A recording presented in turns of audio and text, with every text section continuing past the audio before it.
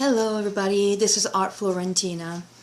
So let's take a moment to talk about the relationship that a family scapegoat develops with their own emotions, with their own internal world. If you were the family scapegoat, this means that you have never been permitted to develop a healthy relationship with your own emotions, with your own feelings, and even with your own instincts. You know, that natural instinct that all of us are born with, that all children are born with, to be authentic, is absolutely dismantled and demonized in a narcissistic family system. You're basically trained to disconnect from yourself.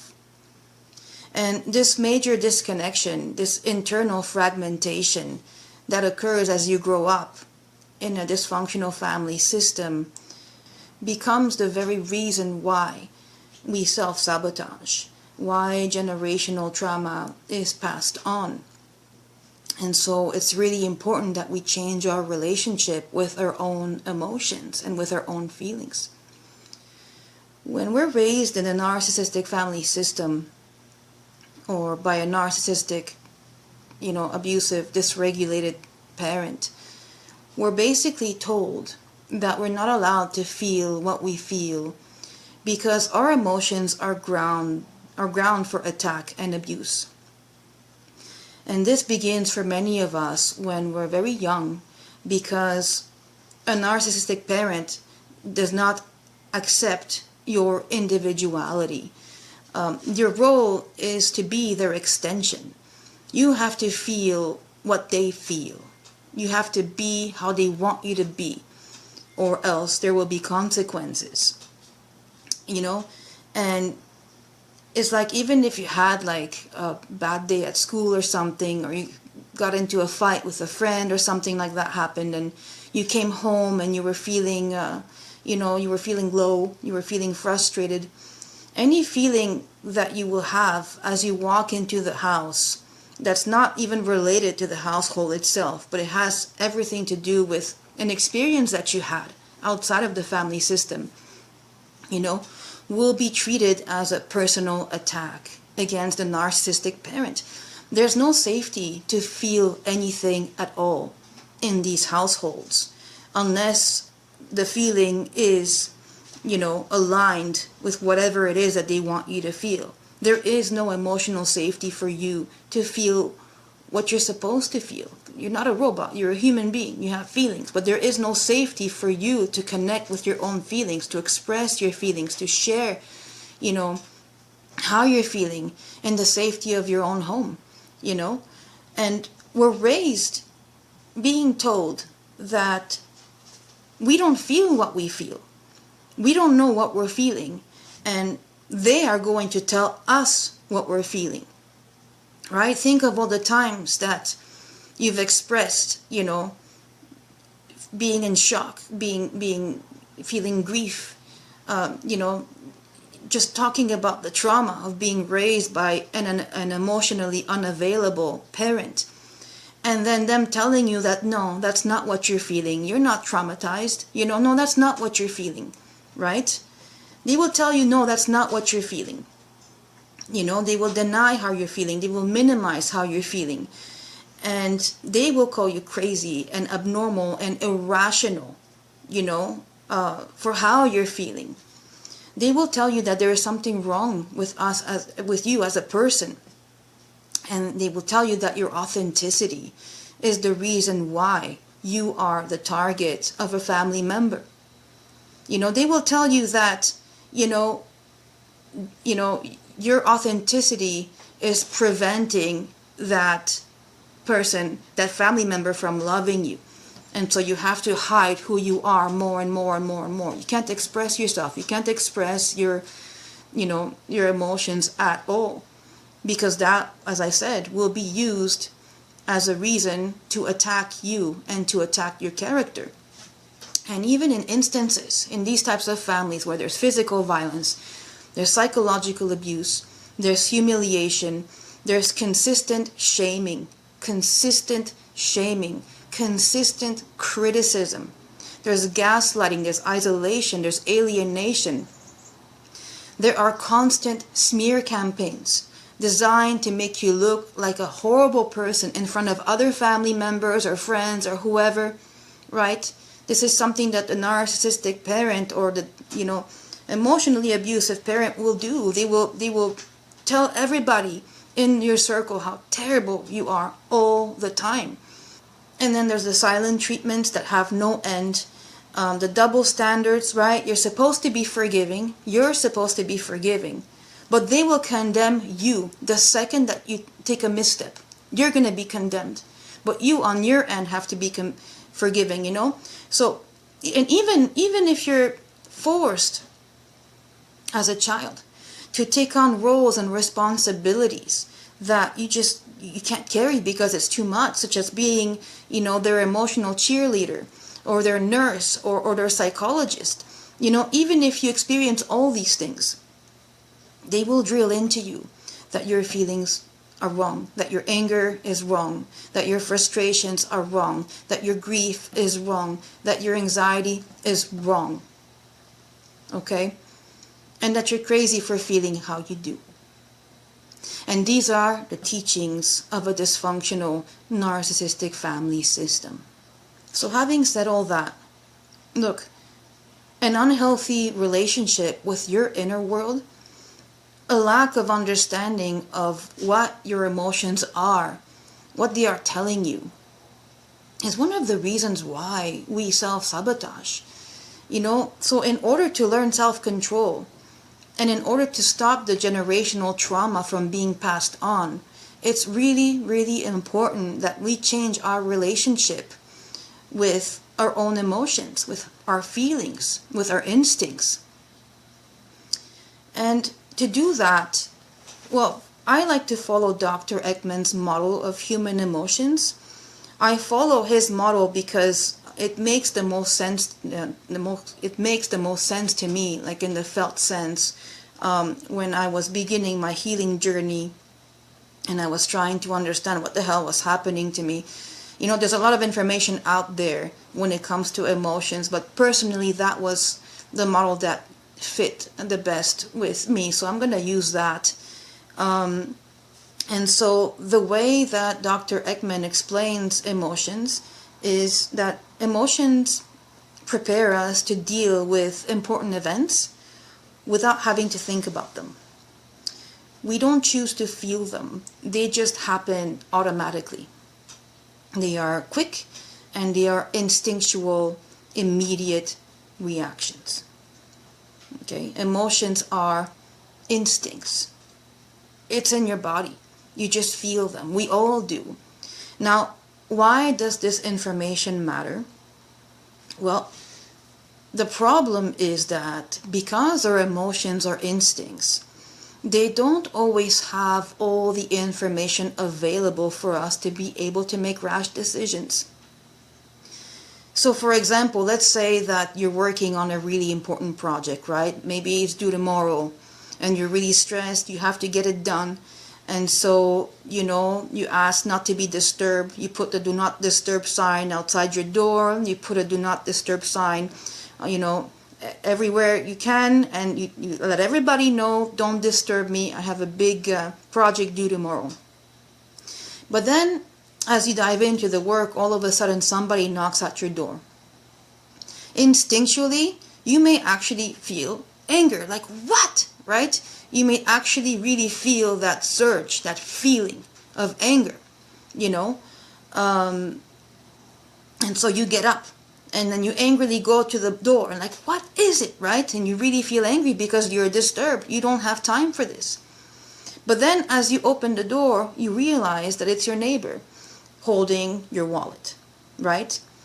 And you realize that you actually dropped your wallet on the street and they were bringing it back to you. So our emotions are instincts, but they are not always right because they don't always have all the information available. Okay? They are designed for us to immediately react. but they don't have all the information about what's going on around us. Okay?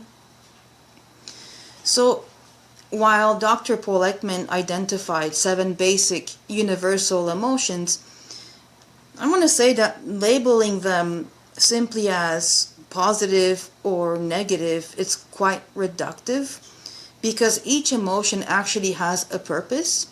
Each emotion carries a message for us, and each emotion, even like the positive ones, could actually be negative too.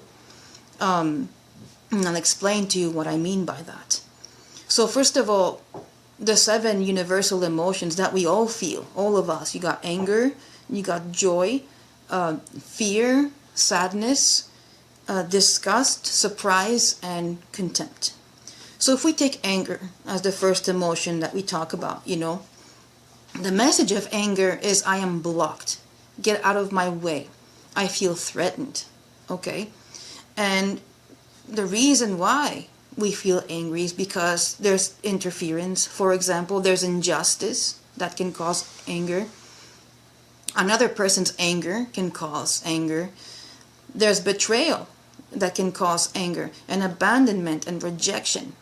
And of course, also when rules are broken, right? Think about when you're driving, Now, the thing about anger is that anger can be a very dangerous emotion, because if you don't process it correctly, you can hurt somebody, you can hurt yourself. But at the same time, if you don't give yourself permission to feel angry when you're supposed to, well, you may very well let people walk all over you. Anger is useful. Think about, like if you're a scapegoat in a narcissistic family system, and your system is made up of like a narcissistic parent, like somebody who really abused and was dysregulated, and they thought it was okay, to hurt you psychologically, physically. They always had a reason to do that, right? And then you have like the good parent, the one, I call them the good parent, is the one that wasn't directly abusing you. And, you sort of got an attachment towards them. And a lot of times we become so attached to that parent because they're like the good one, right? But, that parent is very, very often, in my experience and the stories that I see, from the people I talk to over and over and over, they are the ones that will draw you right back into the abuse. They are the ones who will, call you and, talk about family and talk about togetherness and talk about love, right? To draw you back in. But then when you go back in, you become re-traumatized because the same patterns continue. This behavior is betrayal. That parent is actually betraying you because they can see clearly what's going on. And,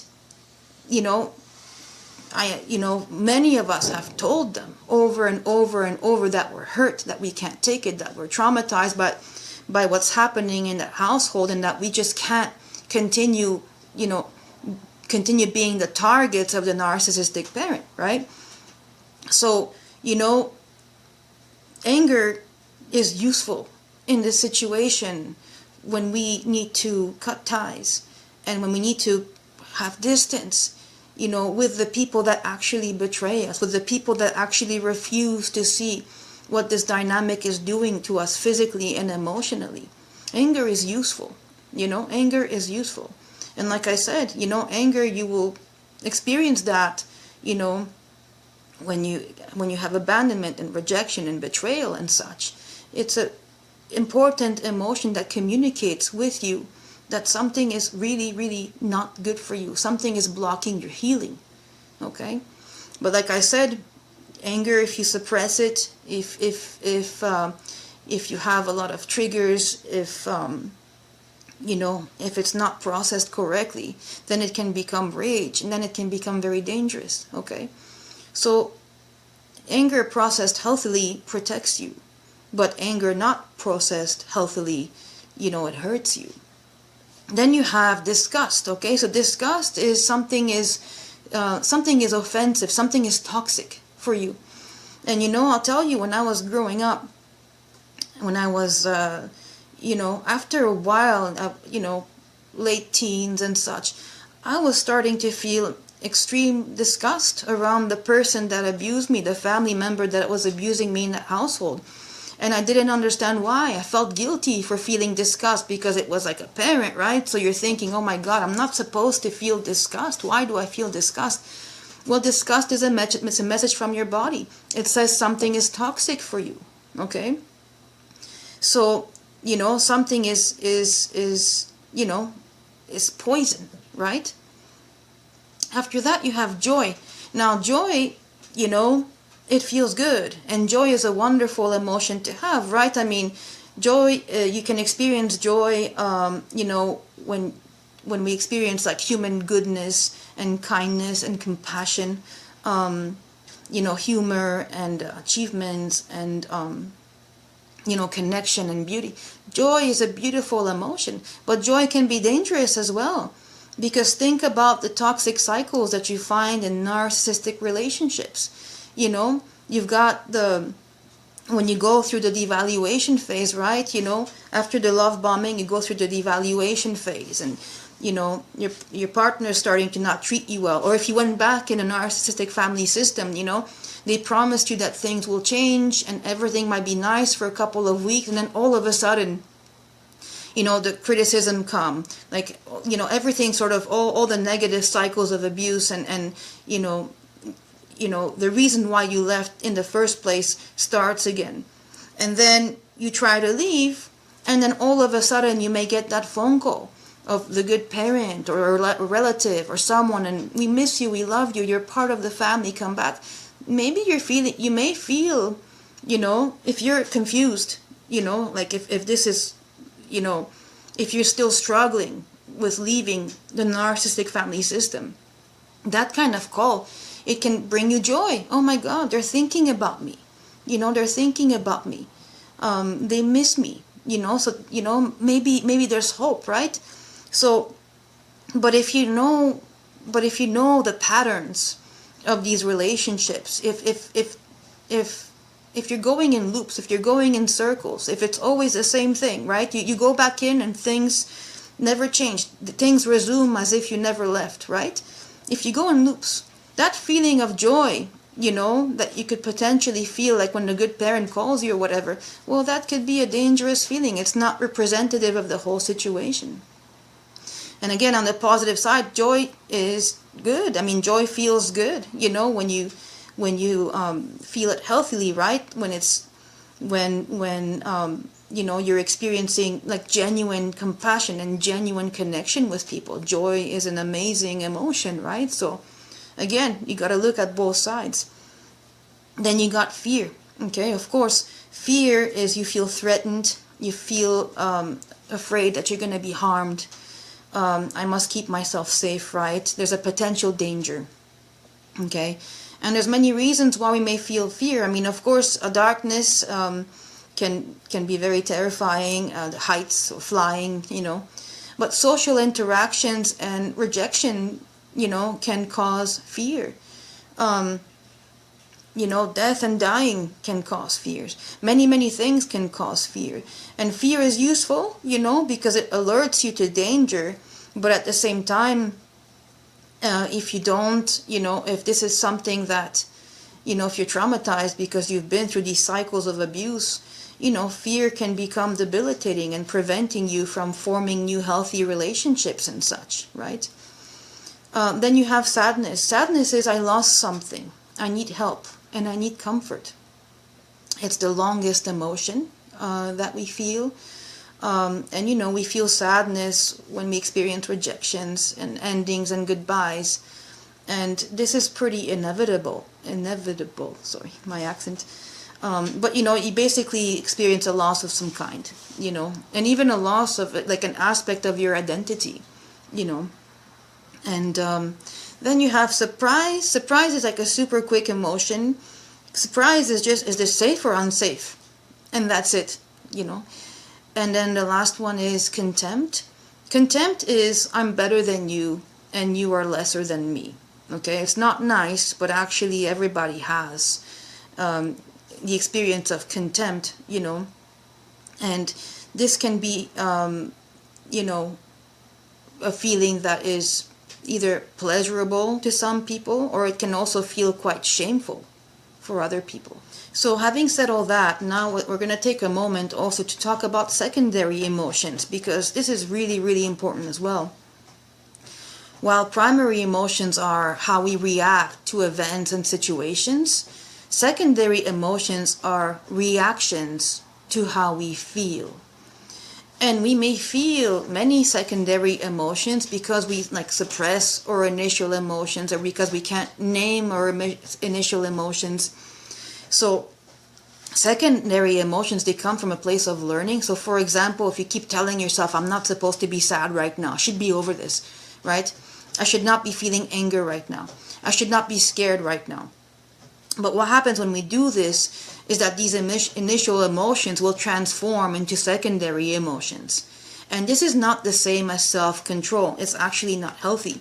So for example, like if you feel guilt, guilt is a blend of sadness and anger arising from a moral sense of wrongdoing.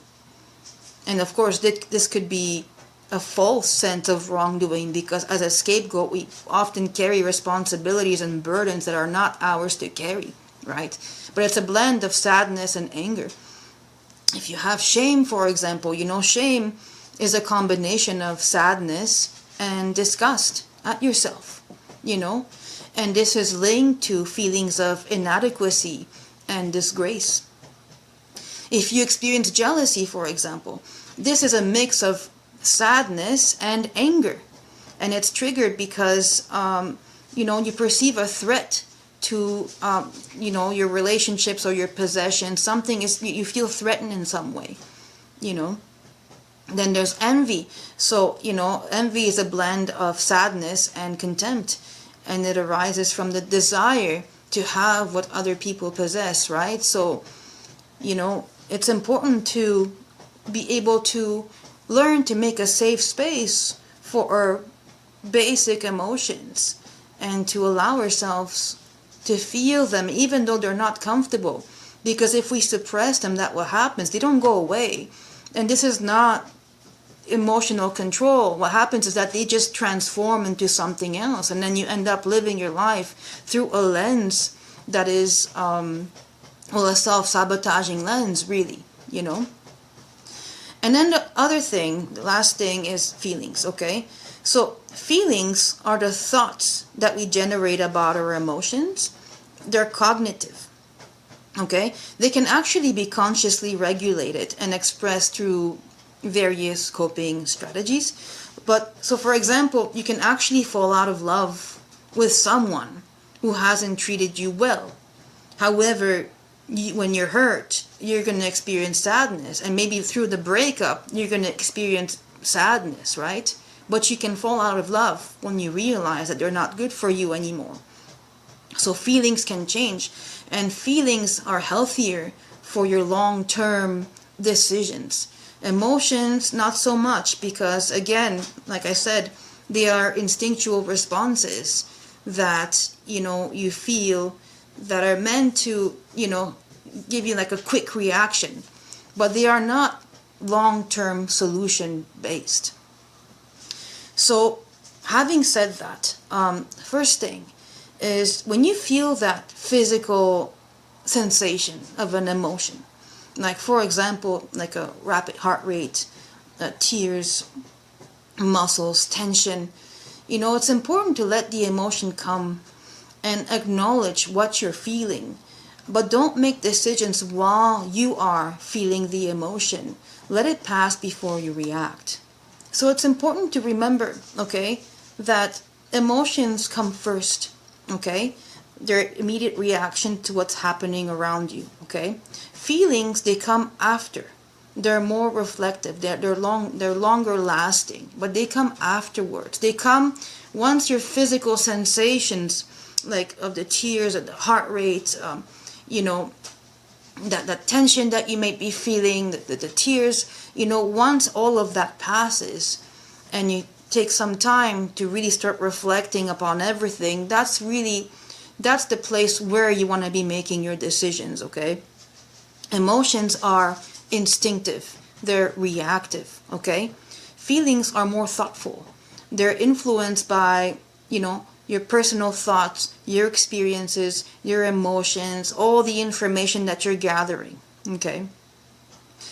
And emotions are physical. You will see the changes in your facial expression when you're experiencing an emotion. You will have body language, that expresses that emotion. But feelings are mental. It happens in the mind, okay? So emotions are, again, designed for short-term survival, okay? But not awareness of long-term consequences. Feelings is about long-term consequences. So when the emotion passed, it's important that you gather the information that you need to make your decision, and that is best for you on the long term and for your own well-being. You want to make decisions that are healthy for you, for your loved ones, and that will actually enhance your life, that will bring you to a better place and not to a worse place.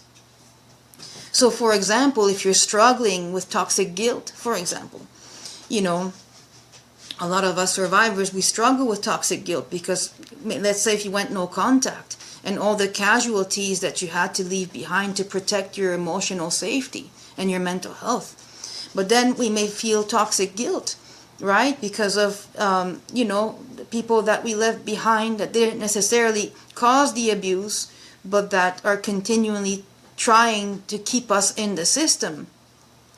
So you want to make a decision that is healthy for you on the long term, that is conducive to your healing process, right? And not a decision that will bring you back into these unhealthy loops. And so the best thing to do is to wait it out, wait for the emotions to pass. And they do, and it gets easier and easier as you practice this. The more you practice letting your emotions pass before you react, the easier it gets. But this is like going to the gym.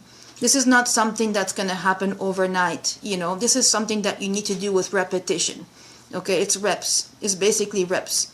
You have to keep practicing letting the emotions pass, and then once they're passed, then you make your decisions.